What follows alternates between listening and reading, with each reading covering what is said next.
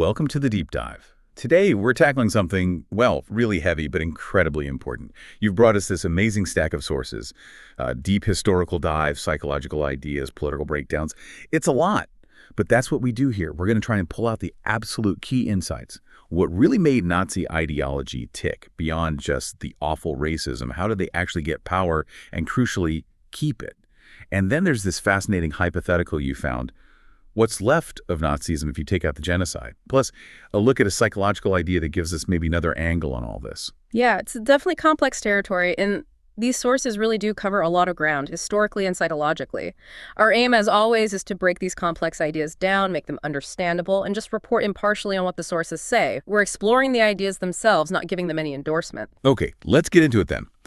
When most people hear Nazism, the first thing that jumps out is racism, anti-Semitism. And the sources absolutely confirm, yes, that was central. But they also paint a picture of something much broader, more intricate, a whole web of ideas, really. That's a good way to put it, a web. Yeah. Because while, yes, the virulent racial hatred was absolutely core, the sources show Nazi ideology was this kind of total system built on several interconnected pillars. For instance, you had this powerful strain of German nationalism and the Völkisch movement. Which wasn't just loving your country, right? It was something else. Exactly. It was this really exclusionary idea of who belonged, rooted in folklore, specific cultural myths, language, this idea of shared ancestry, the unity of the German Volk. It created this intense us versus them. And then layered onto that, you have social Darwinism and eugenics, this really twisted application of survival of the fittest to whole societies and races. Which they used to justify the horrific things. Horrific things, authoritarian rule, militarism, and ultimately getting rid of anyone deemed unfit. Think eugenics, forced sterilization programs. And politically, a huge driving force was intense anti-communism and anti-liberalism. So hatred directed outwards racially, but also inwards politically. Very much so. A deep fear and rejection of communism, obviously, but also of liberal democracy itself, things like political debate, pluralism, international cooperation. They wanted a single, all-powerful, centralized state. It feels like every element was designed to concentrate power and define enemies, whether racial, political, or social. Precisely. And to make it all seem legitimate, they heavily relied on what the sources call pseudoscientific racism. They took older, existing racial theories and dressed them up with, the language of science at the time. Living at that false credibility. Exactly. Creating this whole worldview based on biological determinism, racial hierarchies. This wasn't just talk. It directly informed their policies, their propaganda. And finally, they tapped into mythic and historical justifications. They'd invoke these romanticized versions of Germanic history, Aryan myths. Portraying themselves as restoring some lost glory. Right. Revitalizing a Germany they claimed was in decline. So you put all that together, the nationalism, the social Darwinism, the anti-communism, the pseudoscience, the myths, and you get this complex, all-encompassing ideology that powered their entire movement. And as you said, these ideas didn't just spring up overnight. The sources emphasized deep roots, things already present in German thought and history that the Nazis sort of twisted. Absolutely. They were masters at synthesizing and weaponizing existing currents. It's quite chilling, actually. You can clearly see the influence of Prussian militarism and discipline, that emphasis on order, hierarchy, the power of the state. That was already there. So the groundwork was laid in some ways? In many ways. Think about German romanticism and nationalism, ideas about German uniqueness, the Volk, the need for a pure, unified nation. Thinkers like Fichte had been talking about this stuff for ages. The Nazis just took it and ran with it. And then you have the direct line from 19th century racial theorists, guys like Gobineau, Houston Stewart Chamberlain. They were the ones who cooked up these ideas of racial hierarchies, the Nordic or Aryan superiority. The Nazis didn't invent that. They inherited it and made it state doctrine. So the pseudoscience had its own history, too. Oh, yes. And, of course, longstanding European anti-Semitism, it was always a factor.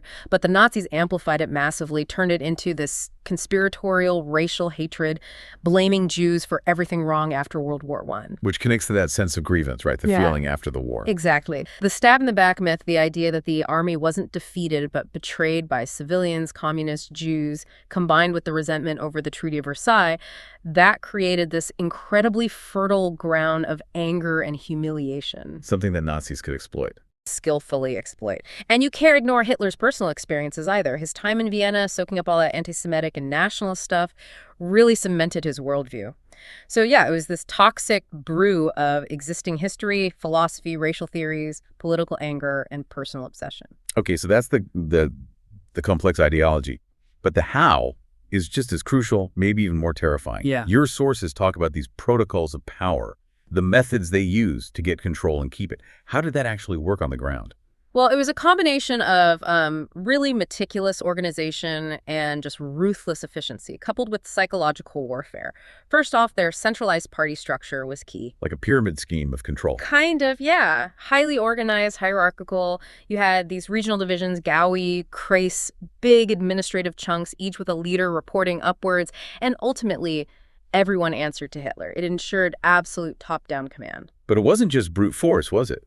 They maintained this appearance of legality somehow. That's the insidious part. They used pseudo-legality and intimidation.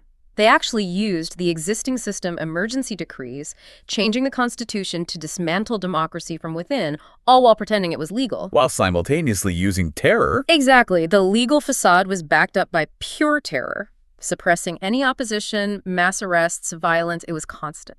And then, to make sure the ideology seeped everywhere, they focused on the integration of state and society. Getting into every corner of life. Every corner. They set up Nazi-controlled groups for everyone. Youth, women, workers, doctors, lawyers, you name it. The goal was to push the ideology into daily life, ensure loyalty, and basically eliminate any space for independent thought or action. It sounds incredibly thorough, and I imagine propaganda played a massive part in that integration and making it all seem normal, even desirable. Oh, indispensable. The Nazi propaganda operation, based on your sources, was incredibly sophisticated for its time.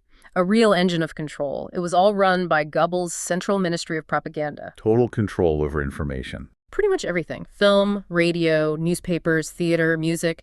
They controlled the message. Strict censorship, daily instructions to the media. If you didn't toe the line, you were out. And a huge part of that message was the Hitler myth. They deliberately built this cult of personality around him. Not just a leader, but Germany's savior, this almost godlike figure. Making him unavoidable. Completely unavoidable. Nazi symbols, flags, slogans were everywhere. And they made sure the message got out through mass media saturation. They actually subsidized radios to make them cheap so millions could hear Hitler's speeches, the news bulletins, the constant anti-Jewish propaganda, plus posters, movies, huge rallies, even kids' games pushing the ideology or demonizing enemies. Wow. And you mentioned earlier, it wasn't just a blanket message, right? They tailored it. Very much so. That's the targeted messaging and censorship aspect. They had specific propaganda for the Hitler Youth, different stuff for women, for workers, specially crafted magazines, events, all designed for maximum impact on that particular group. While simultaneously silencing everything else. Absolutely. Banning opposition parties, newspapers, burning un-German books, creating this information vacuum filled only with their message, and that message constantly hammered on unity and enemy construction. Promoting the Volksgemeinschaft, the people's community. Making people feel included. While relentlessly attacking the outsiders, Jews, communists, anyone who didn't fit, blaming them for all of Germany's problems. It all relied on powerful psychological tactics, constant repetition, really striking visuals, playing on emotions, not logic. It was about indoctrination, making radical ideas seem normal, acceptable. This whole machine was vital for locking down control. It's chilling to hear it laid out like that. Which brings us to that hypothetical question posed by the sources. It's a tough one, but important. If you could somehow surgically remove the racism, the anti-Semitism, the genocidal core from Nazi ideology, what would actually be left? Yeah, it's a really crucial thought experiment the sources explore. If you strip away the racial supremacy and the drive for genocide, but keep the anti-communism and the anti-liberalism, what remains? What does remain, according to that? What remains, the sources suggest, is still something pretty grim. A strongly authoritarian, nationalist, and anti-leftist political system. You'd still have that intense anti-communism, seeing it as the ultimate enemy. You'd definitely still have anti-liberalism, the rejection of democracy, individual rights, rule of law, all replaced by the Führerprinzip, that absolute leader principle. And the nationalism. Oh, yes. A very strong authoritarian nationalism, belief in a powerful, unified state demanding total obedience. Emphasis on order, hierarchy, discipline above individual freedom.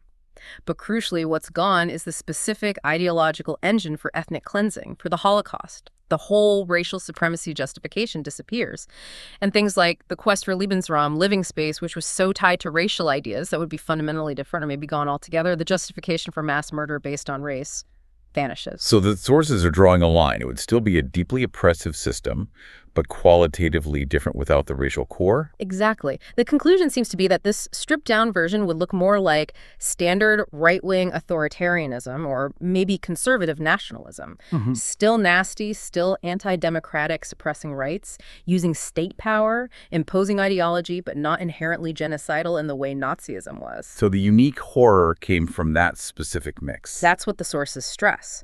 The truly catastrophic nature of Nazism came from fusing that authoritarian anti-leftist politics with racism, anti-Semitism, and social Darwinism. That combination was uniquely devastating. Without it, it's still bad, but maybe not.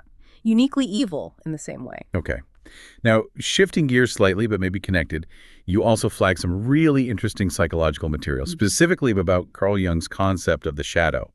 How does that fit into understanding all this? It offers a different, maybe deeper lens. Jung's idea of the shadow, as explained in the source material, is basically, it's the hidden part of our personality. All the stuff we repress, the traits, desires, impulses we think are bad or unacceptable. The dark side, so to speak. Kind of, but Jung saw it differently. He challenged that simple idea of a good versus evil battle inside us. He argued that these negative shadow parts are actually essential for being a whole person. We need them for growth, for balance. The trouble starts, Jung said, when we deny or repress the shadow too much. The source notes this can cause individual problems like projecting our own unwanted traits onto other people, leading to anger, judgment. So seeing the flaws we hate in ourselves and somebody else instead. Exactly. But here's the really interesting connection for our discussion. Jung suggested this doesn't just happen individually. It can happen collectively on a societal level. When a whole group represses its shadow. It can get projected onto an outgroup, creating scapegoats. Precisely, leading to broader societal conflicts. Jung's ultimate goal, or ideal, was what he called individuation. This lifelong journey of acknowledging and integrating all parts of yourself, shadow included. Not trying to get rid of the bad bits, but understanding them, integrating them to become more whole, more authentic. That idea of collective projection, it seems like a potentially powerful way to think about the Nazis' relentless enemy construction we talked about earlier. Blaming Jews, communists.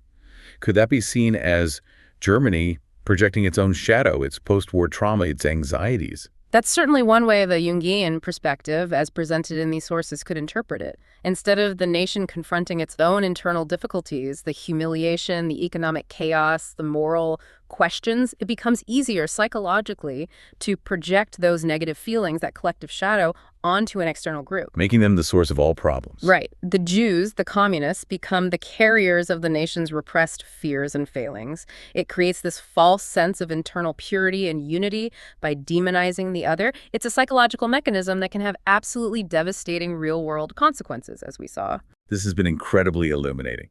We've really unpacked the layers of Nazi ideology, seen how it went far beyond just racism, detailed the chillingly effective methods they used to gain and keep power, and even explored what that ideology might look like, stripped of its most horrific elements.